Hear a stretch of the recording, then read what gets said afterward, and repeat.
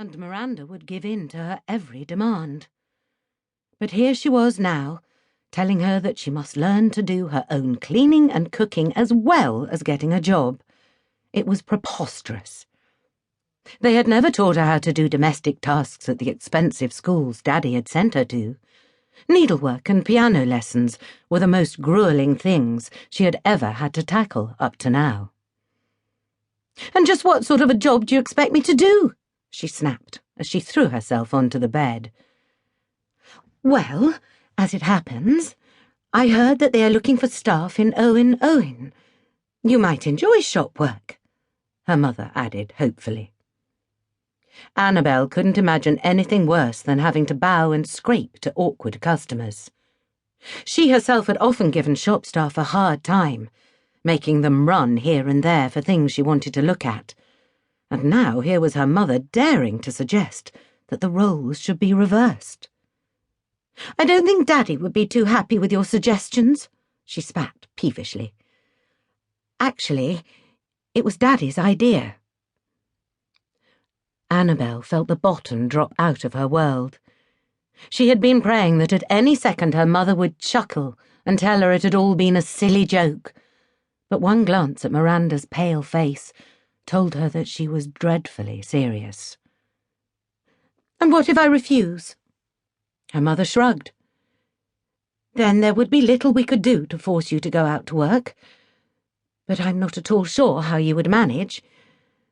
You see, Daddy can't afford to give you your allowance any more." This was the final straw, and Annabelle scowled as her mother looked about the room and sighed.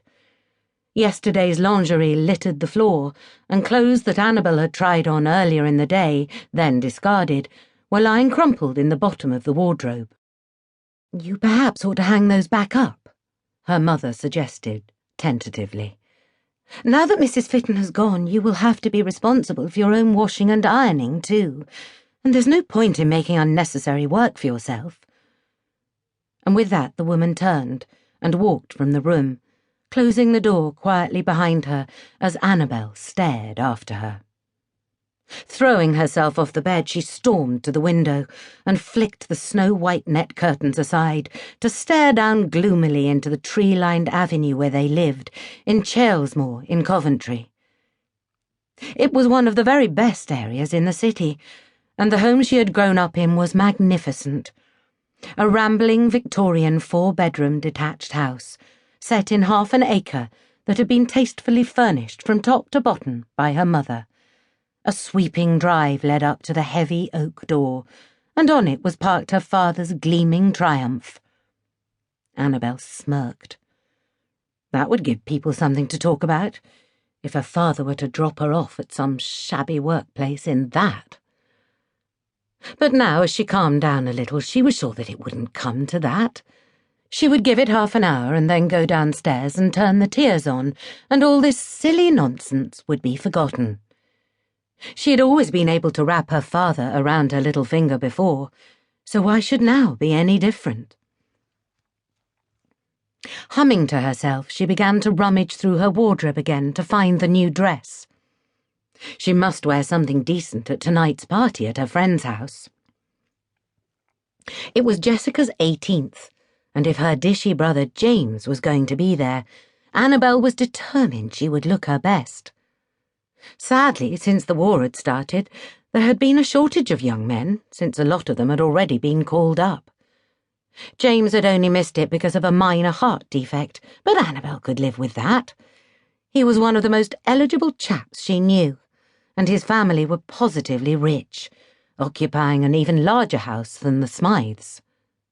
In a much happier frame of mind, she continued to rummage, taking no notice of her mother's suggestion of hanging up her other clothes. Downstairs, Miranda entered the drawing room to find her husband staring into the fire with a glass of brandy in his hand and a dejected expression on his face. He was worried for the future, for his family. The comfort they had always known was under threat. He glanced up as his wife entered the room, and his face instantly softened, as it always did when he caught sight of her.